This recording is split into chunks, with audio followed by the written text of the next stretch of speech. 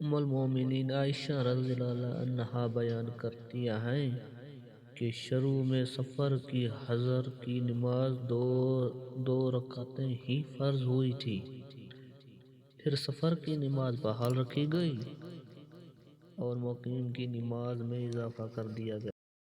جناب اعلیٰ بن امیہ کہتے ہیں، میں نے حضرت عمر بن خطاب رضی اللہ عنہ سے کہا، بتائیے کہ لوگوں کا سفر میں نماز قصر کرنا کیوں کریں، حالانکہ اللہ عز و جل نے فرمایا ہے، اگر تمہیں ڈر محسوس ہو کہ کفار تمہیں فتنے میں ڈال دیں گے۔ اور اب کفار سے ڈر خوف والی کیفیت تو ختم ہو چکی ہے۔ انہوں نے جواب دیا کہ مجھے بھی یہی تعجب ہوا تھا جو تمہیں ہوا ہے، بس میں نے یہ بات رسول اللہ صلی اللہ علیہ وسلم سے عرض کی تھی۔ آپ نے فرمایا تھا،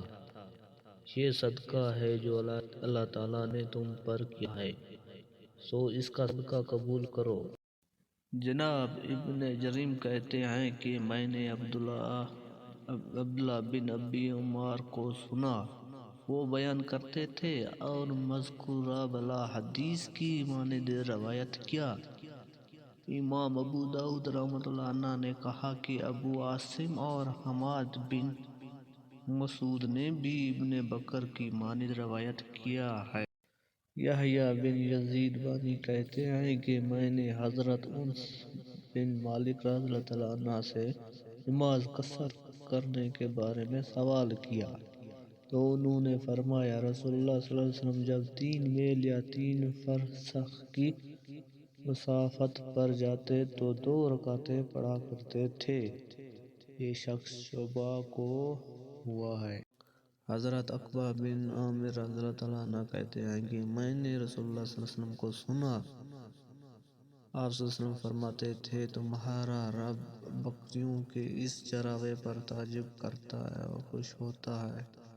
جو پہاڑ کی چوٹی پر اکیلا ہوتے ہوئے نماز کے لیے اذان کہتا ہے